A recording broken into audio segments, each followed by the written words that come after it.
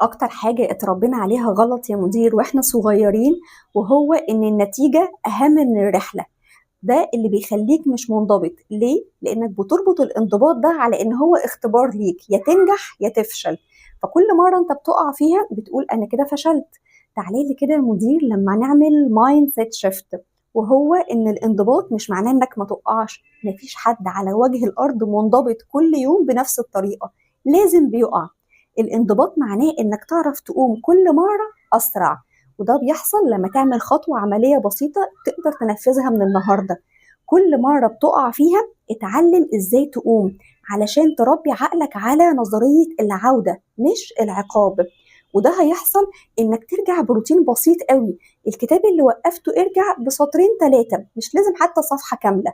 الكورس اللي وقفته ارجع بفيديو صغير بس تسمعه. الجيم اللي انت ما بتروحتوش والمفروض ان انت كنت تروحه كل يوم، ارجع روحه يوم واحد بس في الاسبوع.